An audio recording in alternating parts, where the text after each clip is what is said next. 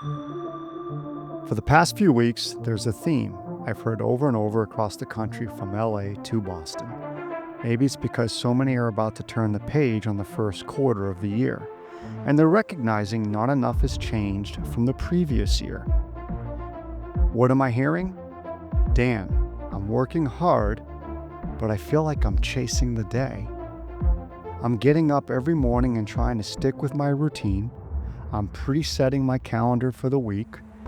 I have all my non-negotiables set, and I'm working hard on my mindset. But it doesn't feel like anything's changing. You know, this is that awkward time period where the effort to evolve and improve is there, but the results may not be congruent with the commitment. Then you're left trying to reconcile the desire to move your business forward while feeling constantly behind, overwhelmed, and/or uncertain. In this episode, Kristie and I break down why this happens and how to fix it.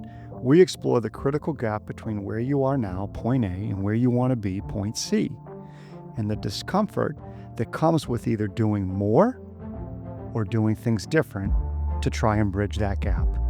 We'll discuss 3 powerful adaptations that actually lie within your control, from letting go of an outcome attachment to recognizing when you're confusing your role and responsibility with your identity, who you are. These shifts may sound simple and common, but they're profoundly uncommon and can transform your performance without the nagging and disruptive weight of anxiety. The truth is, just because you're driven doesn't mean you have to be stressed. Let's get going. Kristie, Dan? I have a good topic for today. Awesome. I do. Last couple weeks in particular, I've probably had about 6 to 8 conversations with folks on this topic, and it's just so real for all of us. I think it started about 3 weeks ago with one individual when they just said, I'm working hard, Dan, but I feel like I'm chasing the day. And I thought, I get that, and this individual was trying to reconcile wanting to work hard, wanting to move their business, but this whole chasing the day was wearing them out, and they always felt like they were playing catch up. They weren't enjoying it. It felt like a drag and a giant weight. Yeah, it's an interesting choice of words, chase the day. Yeah, isn't it? So I think for our listeners, here's some context to this. Right now in your life, you've done some things that have gone well, and you've had your share probably of mistakes and temporary failures.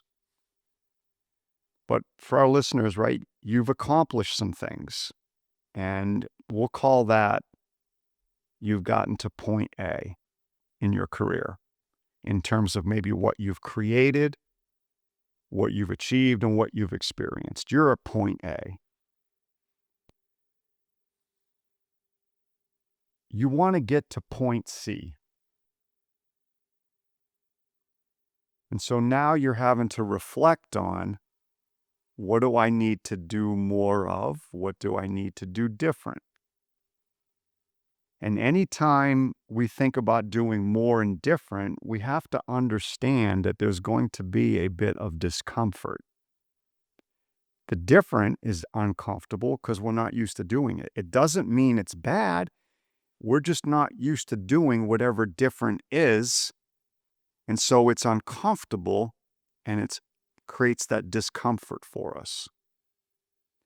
Doing more can also obviously create that discomfort, because if we're used to doing X amount of something and all of a sudden we got to do X plus Y plus Z amount, again, right? Something new, something different, doing more, uncomfortable. So like even for our listeners right now, when you're thinking about it, you should make a list of what is it you probably need to do more of and what is it you need to be doing different to give yourself some clarity on how do you get yourself from the point A that you're at to the point C. Yeah, and there's a third layer there of what do I need to stop doing completely that doesn't best serve me for where I'm trying to get to, that may have gotten me to where I am today, and I think that's part of the difference. But it's doing new things, but it's also letting go of some of the things we've done in the past and not doing those things at all. Complete change. Yeah, so you're spot on, Christy. We have to reconcile a lot of times that whatever we did in the past absolutely doesn't mean it's going to work to get us to where we want to go in the future, right? And it's sometimes hard for us to do this because we get attached to those past efforts, those past lessons, right? All those past commitments. We as human beings get attached to them. And so, right, we think in our mind, okay, we just need to do more of that and that'll be the trick. Right. Doesn't work that Yeah. way. Yep, not the answer. So so let me go back to this conversation I had, and I've had several of them. I understood what this individual was saying. It's how do I move myself from this level of performance, point A, to this next level of performance, which is point C? How do I do that without feeling and being overwhelmed by anxiety, uncertainty, stress, right? That feeling of chasing and never knowing exactly if it's going to pay off, right? And so I thought about that and I thought, okay, three things, right? So for anybody out there who's listening, and I've reflected on my own journey and I've reflected on observing the journey of others, there's three things that you can do that are actually, I'll call it fairly tangible and actually in your control. So the first thing is you got to learn to let go of what you can't control because that will constantly cause you anxiousness, hesitation, frustration, uncertainty, stress. Let me give you an example, right? Christy, you and I teach people all the time, and you're really good at this, where you teach people all the time. How do you build a process around outreach, right? So, right, you're sitting at your laptop, you know you got 2 hours set aside, maybe three that day for outreach. You're going to send some emails to some prospects. You're going to get on LinkedIn for some of the time, reach out via LinkedIn to prospects and all that. And you work your way through it, right? You put a little bit of pressure on yourself. Is this email sound right? Is this email going to get them to want to respond, right? What about my LinkedIn? Is my LinkedIn shaped right? Does it say the right things? What if they come and visit my LinkedIn and check me out? Do I have the right things on there, right? You start putting all this pressure on yourself, but you work through it, right? And you're putting the pressure on yourself. Why? Because you're trying to control something you can't control. You could put the greatest email together, the greatest LinkedIn together, the greatest follow up together, but you will never be able to control when and if the other person responds, accepts, or whatever they do. No matter how much you invest into planning out the email or the message, that's a prime example of someone coming into an activity and getting ready to do the work and actually doing the work necessary. But then instead of channeling their energy toward what they can control in that 2 or 3 hour period, which is their attitude, mindset, effort, and actions, they start getting distracted with trying to control what they can't control. And they Yep. start putting Yeah. energy toward that. Yep. That weighs us out. That weighs us down. That wears us out. I've been there. Yeah, it's focusing less on, is this going to get the response that I'm looking for, or is this gonna be received positively, and shifting it to your point, the controllables, which is, am I putting my best version of my message out there? Am I meeting my activity metrics that I committed to within this time block? And that is the win. So it's the win is, this is my role and responsibility to offer help to those that I don't know yet.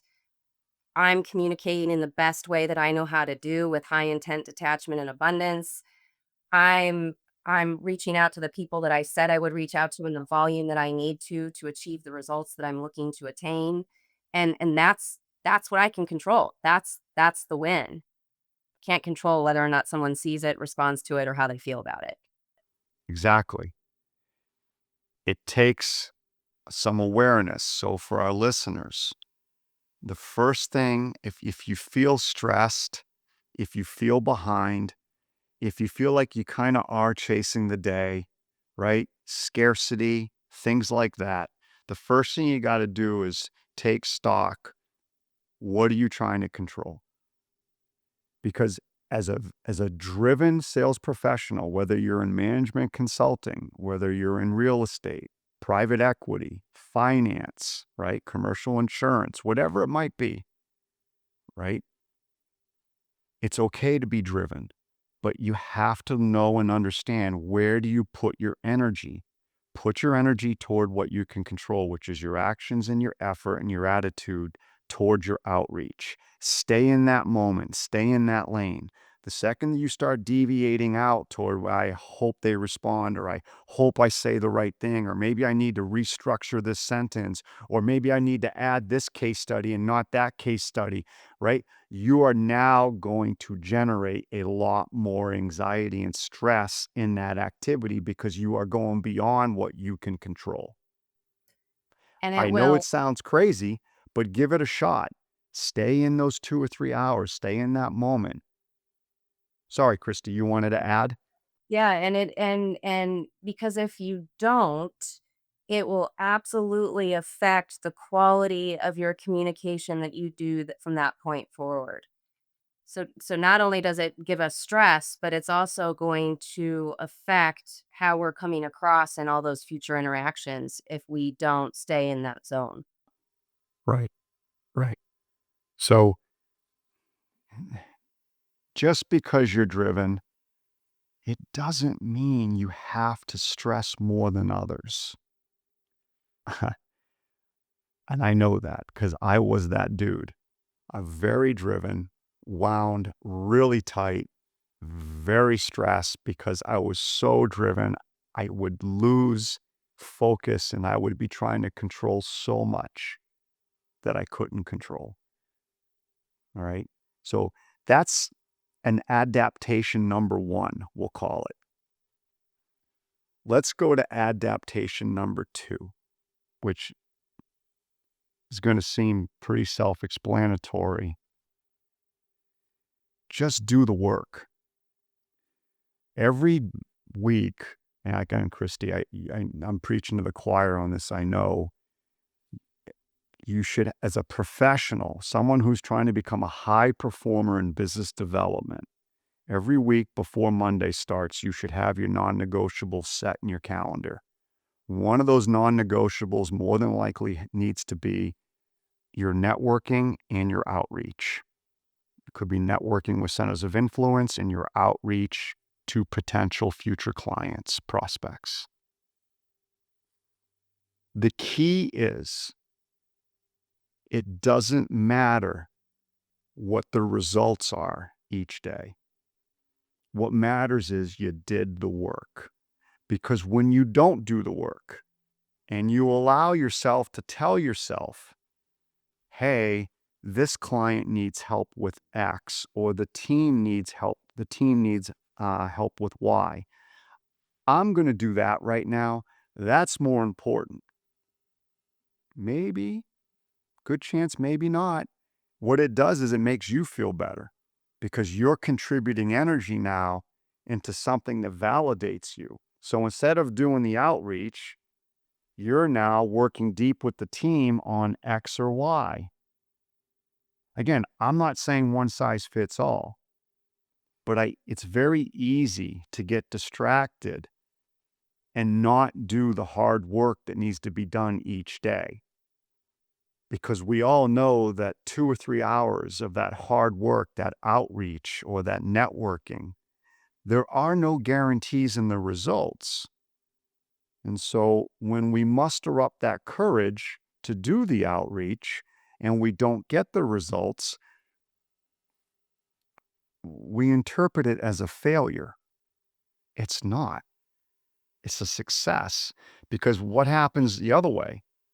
You don't do the outreach, you get caught working with the teams, you get caught doing a project, you get caught seeking some other kind of validation for the day. You blow off the outreach, you go home, you know that. As subtle as it may sound, you're going to carry that with you. And as each day goes by, or each week goes by, that you know that you're not consistent with the outreach commitments that you know you need to do or you've made, it becomes heavier and heavier on you. You start to feel the stress because you know in your heart, in your mind, that you are not setting up your business and yourself to be as successful as you could or should. And it all stems from one day at a time, one decision at a time, not doing the work. Yeah, I equate it to the easiest example or anecdote is weight loss, going to the gym. It's you if you have a goal and to lose 5 pounds and you have an exercise and diet plan, you gotta do it to lose the weight. But when that restaurant menu hits the table or the decision to actually show up at the gym, these 2 things flick in your mind of, "Oh, I'll do it later," procrastination, "I'll eat better later," "I'll eat better at the next meal," or I'm just not feel I just don't feel like it. I don't wanna go to the gym, and you blow it off. And then it's the same exact thing. We know it's so well in fitness, but yet we seem to be able to rationalize and justify why it's okay to blow this stuff off in prospecting. I just had this, Kristie, in the past 24 hours. So, as you know, I don't often have a cocktail during the week. Very, very rare. Okay. But a good friend of mine and I haven't seen each other in quite some time. And he says, "Hey, would you meet me at so and so for a cocktail or drink?" This was last night. I said, "Yeah, absolutely." He's just a really good friend. So ended up having two. It was early, but ended up having two. But I also knew I still had to get up at 5:15 to work out this morning.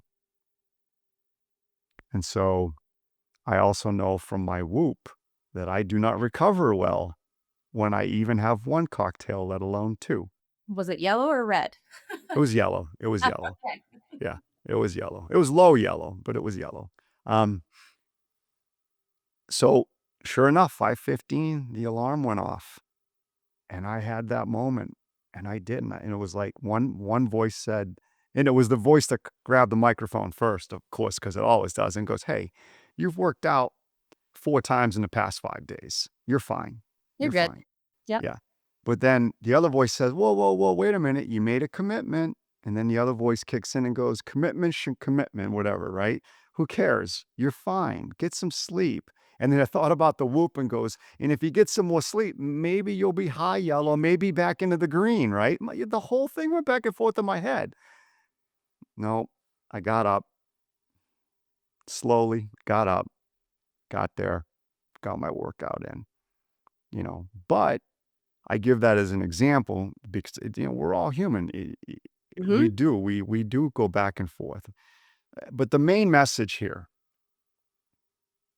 is just do the work.